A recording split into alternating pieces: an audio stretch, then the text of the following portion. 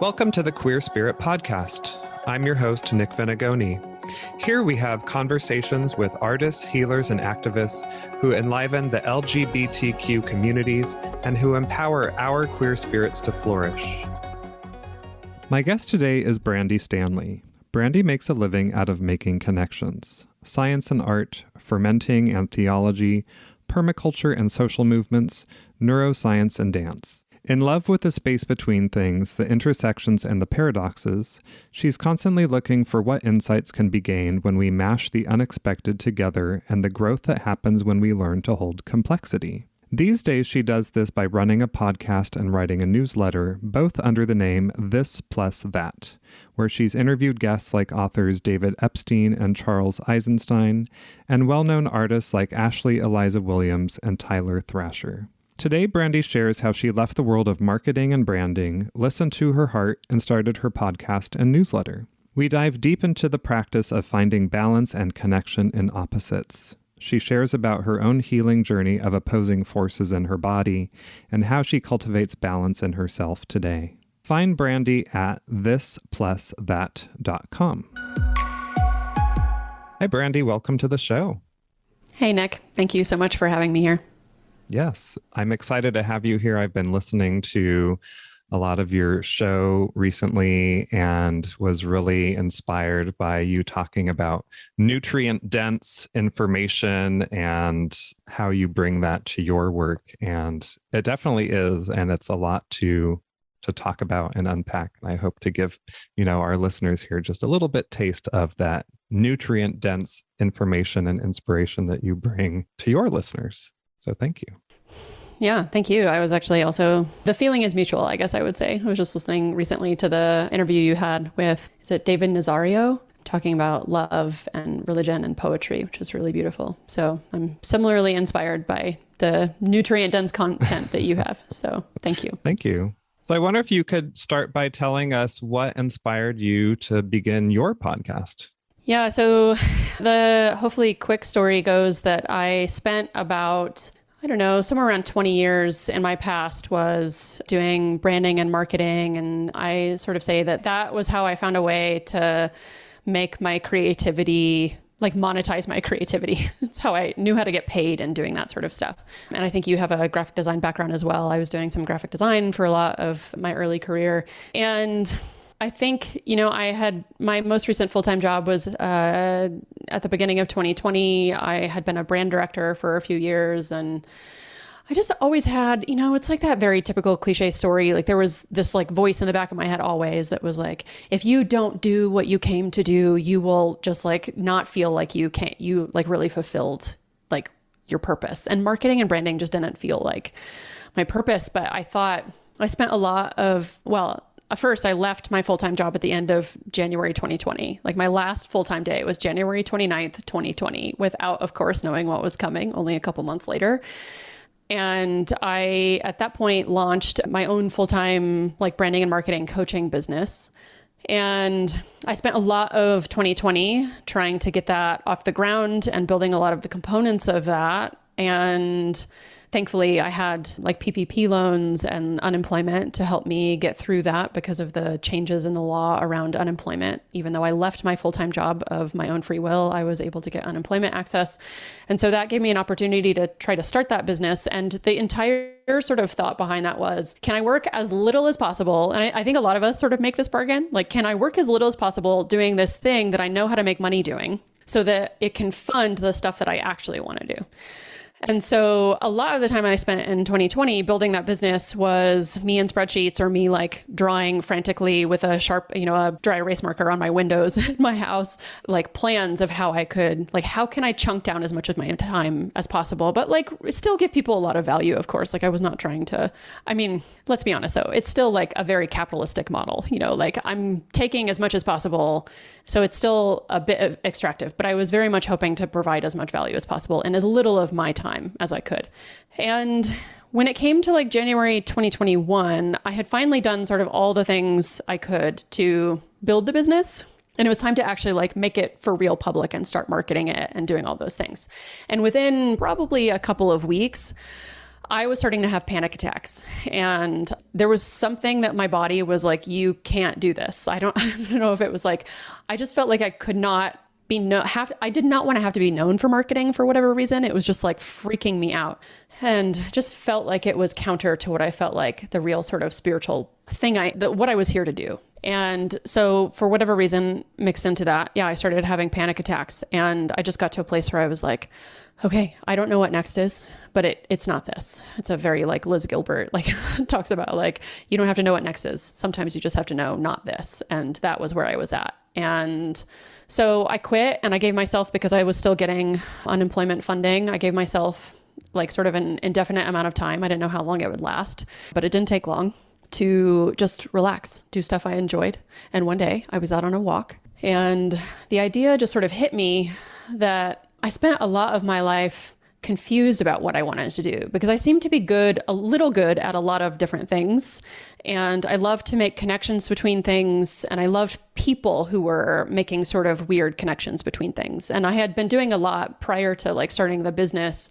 I've been doing a lot of diving into the connections of art and science, particularly. So I was like really getting hit with all of these people who were doing like, what does quantum physics have to do with bread making? And what does, like they were doing all these weird combinations. And I just thought like, wouldn't it be so cool to interview those people? That sounds like a lot of fun.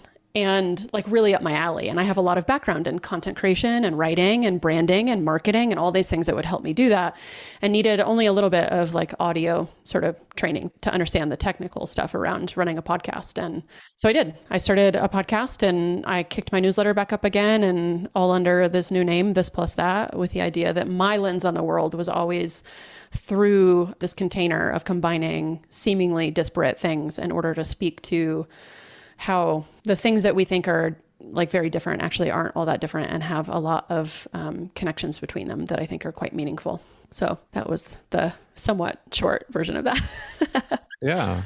So I'm curious, you talked about how when you were you were just about getting ready to open your private marketing and branding business. You're just, every part of you was saying no. Like, as someone who didn't really have a background in audio or interviewing or anything like that, like, did that totally just light you up when you thought about that? Or was it something that grew, or what was that like?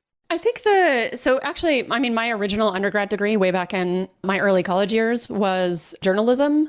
And so I had actually done quite a bit of the like production side. I just didn't know literally like modern, like what's the mic I need? What are those and what are the Zoom settings I need? Is it Zoom or is it something else I need to interview people? So it was more like that than it was like the actual than there was any fear of like capturing audio or having good conversations. And I think one of my skills is talking and, being in conversation with people. And I much prefer it in person than I do online, but that was how it was needed during the pandemic. And so, I wasn't quite so scared about that. I think it was more, I was fully lit up around this. I think honestly, mostly a realization that my gift in the world is actually making connections between seemingly disparate things, which, I think in a world, one of my podcasts is with David Epstein, who talks about the gift of being a generalist instead of a specialist. And so I spent a lot of time in my life being like, what is my specialization? Like, do I just care about some particular branch of science, or is it like one particular branch of art or something? And I learned that my real gift was actually being able to communicate between all of those things.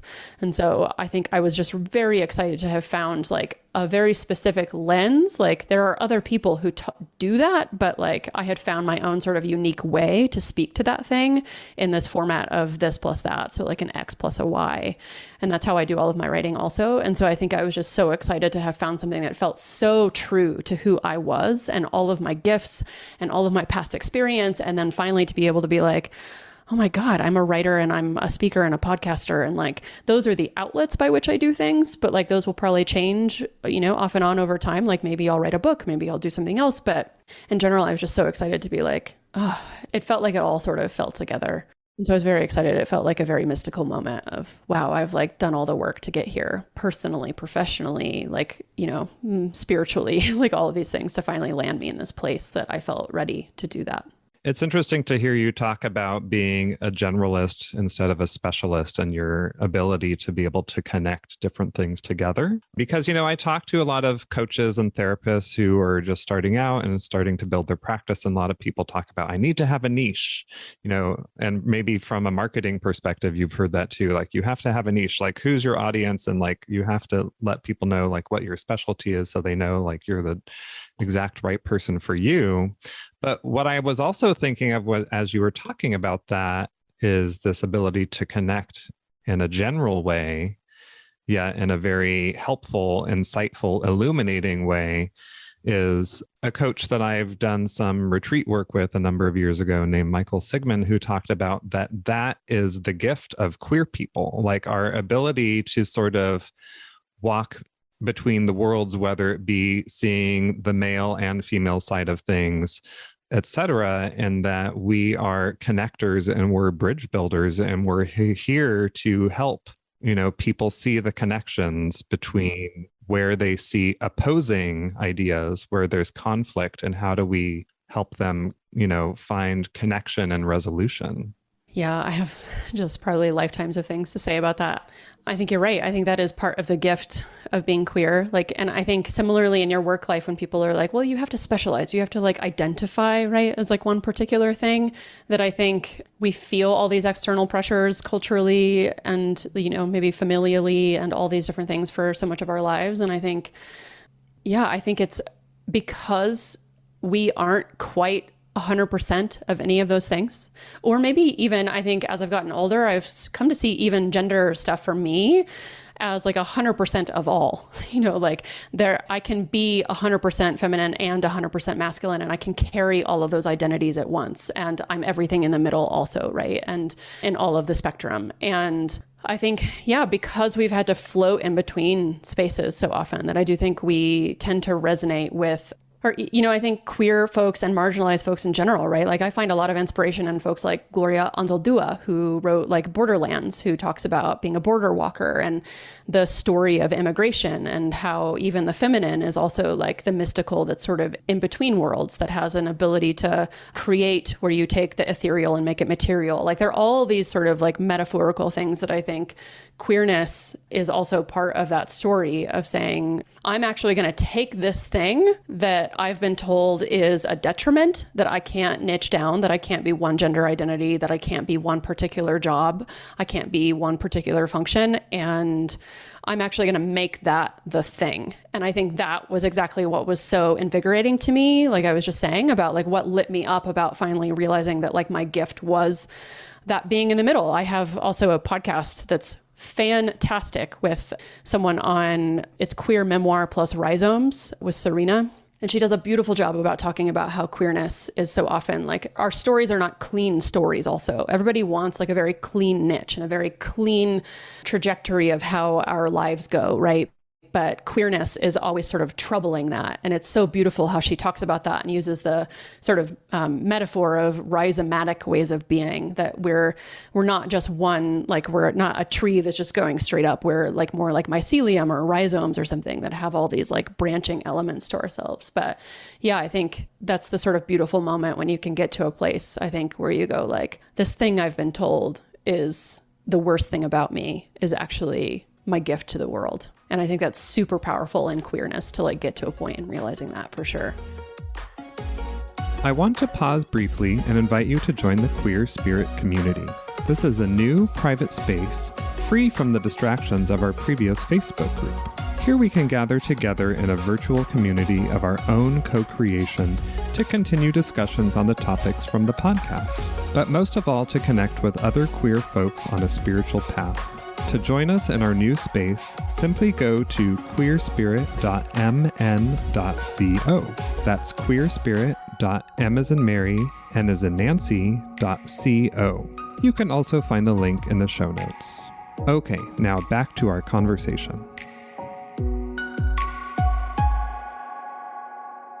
Yeah, some of the things that I was thinking about listening to your different episodes is not just making connection, but finding balance, in these things that seem to be maybe out of balance or so completely opposite. And I want to bring in a little bit of your own even more personal story around your health journey, because I was starting to think about, because you share a lot about that on your podcast, about your health issues that you've had over the last few years. And it's almost like you, through, I mean, this is just my thought. I don't know if you ever thought about this, but through the different conversations that you've had, by trying to find connection and balance with those topics, you've also found inspiration from some of them. And I am imagining that you started to found a balance of health in yourself too. I mean, you're probably still ever evolving in that. We all are. I mean, I know I'm constantly balancing my health too. But yeah, I was just wondering like how that, if you could share a little bit more about that experience for you. Yeah, I mean, I think for me early on, like the sort of genesis of the podcast, like that story I was telling in terms of being like, oh, I've just really always been interested in sort of like weird connections between things, especially across disciplines, has always been very exciting to me.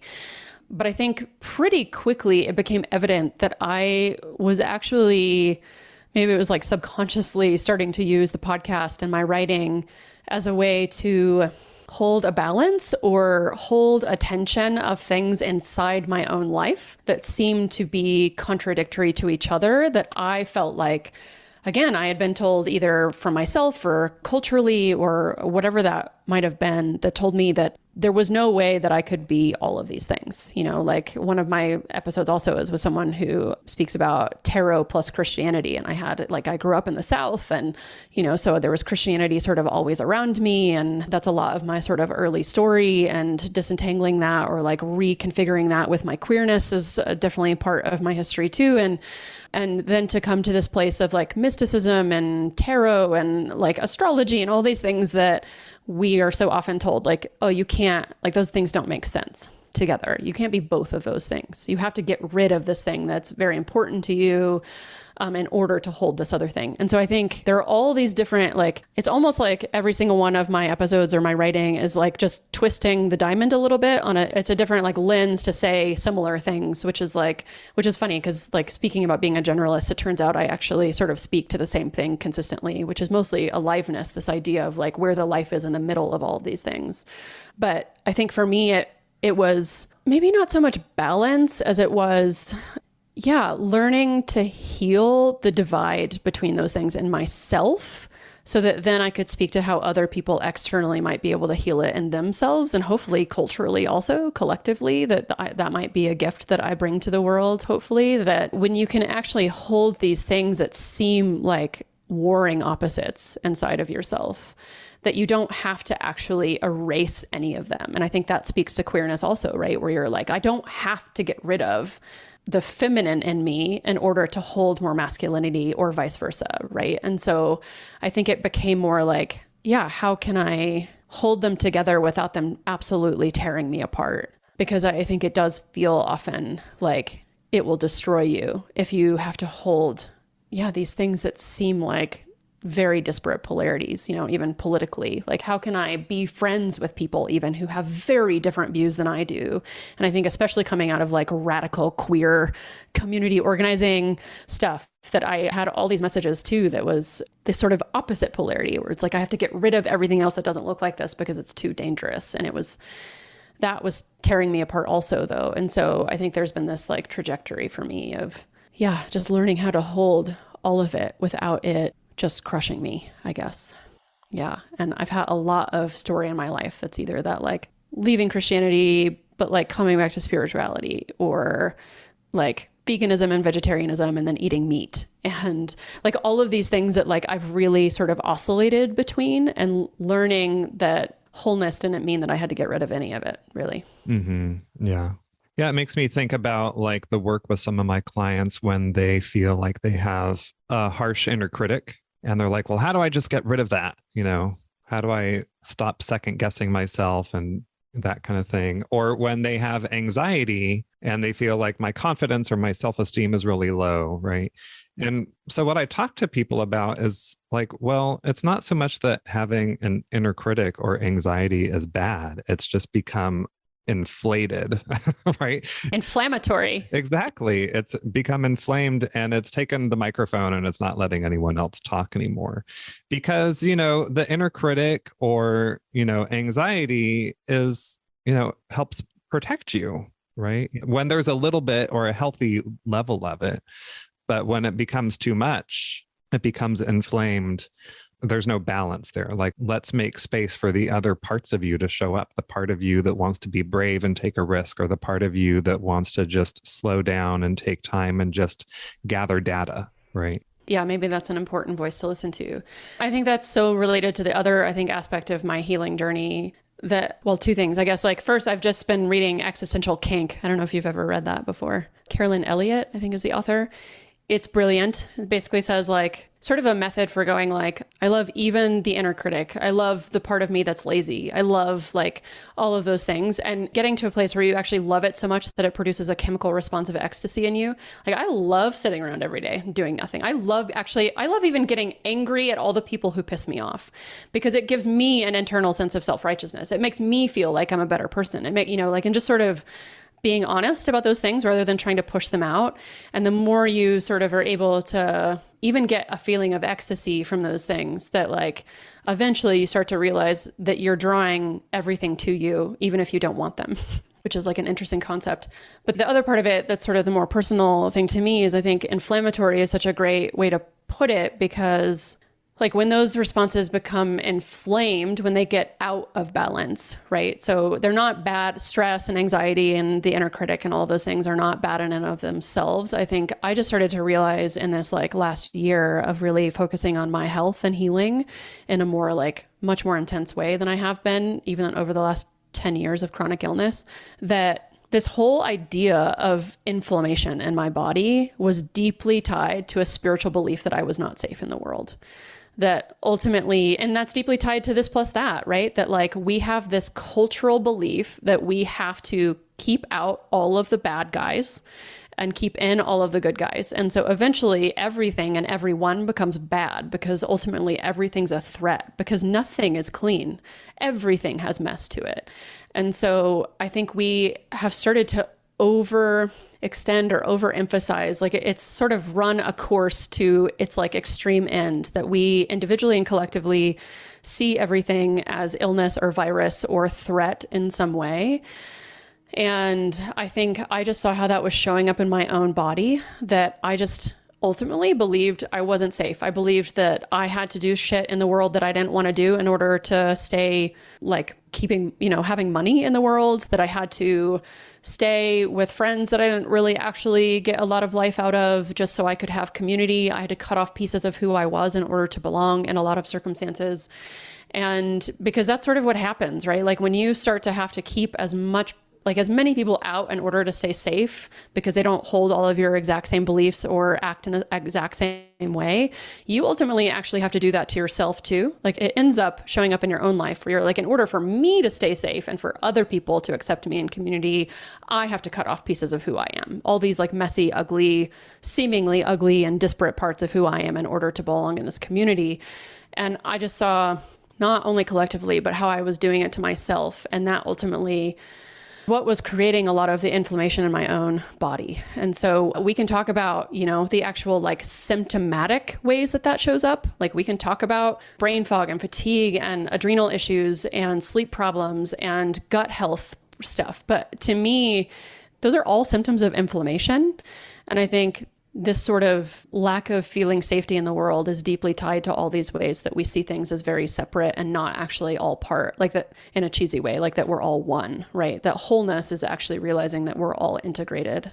And it doesn't mean that you can't have boundaries, healthy boundaries, but cutting people out and cutting parts of yourself out is a very different thing. And I had to get to a place where I wasn't cutting out. Ultimately, I just had to stop everything, basically, in order to realize all of the different ways that I was actually keeping myself from being whole.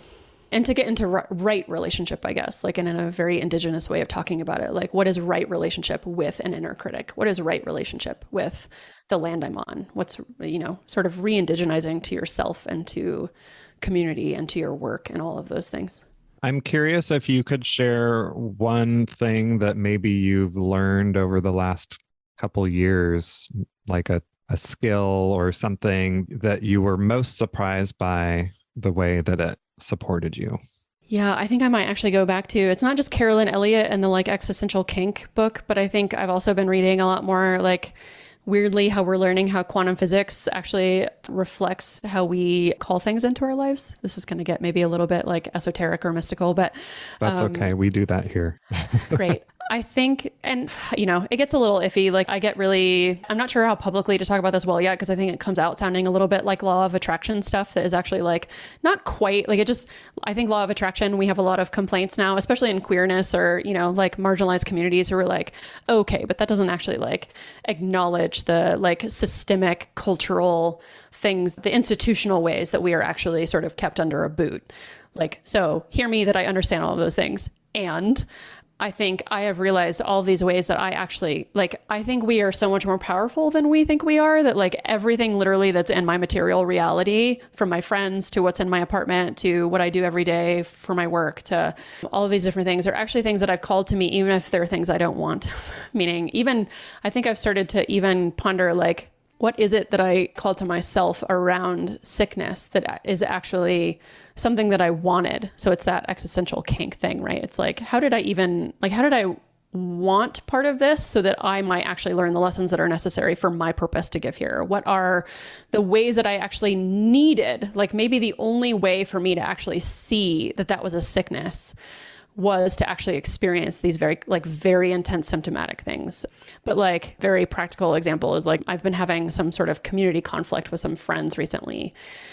And I think even Adrienne Marie Brown posted a meme about this recently. And it was just this meme. I think it was Drake even. In the top, it was like Drake being like, these people are pissing me off. And in the bottom, it looked like Drake having a moment of enlightenment where it was like, I'm using these people to piss myself off. And I think I don't know if I'm going anywhere with this. It's like a clear nugget of like wisdom that I've taken away, but I think I've just started to like really step out of victim mentality and go like, I actually have complete power to like create the life that I want. And what are the ways that I have been doing that, including sickness, like how I believe that I'm a sick person, how I believe that I'm not safe, like all of those things, and how those have actually made me sick.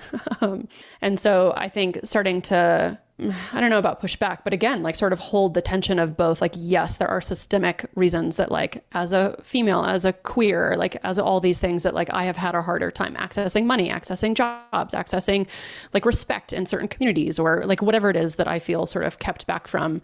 And what are the ways that I believe that to an extent that I'm keeping myself out of those things? And so it sounds again like disconnected, but these are all deeply tied to my health and starting to take, I think, real power over what I'm inviting into my world and what I can do to change that. I fear talking about it because I think, especially coming from queer and organizing communities, I haven't learned to articulate it in a way yet that feels, I don't know, that it doesn't terrify me to speak up about publicly, because I don't want it to come out sounding like victim blame or just ignoring all of the like larger institutional things that keep us that way. But anyway.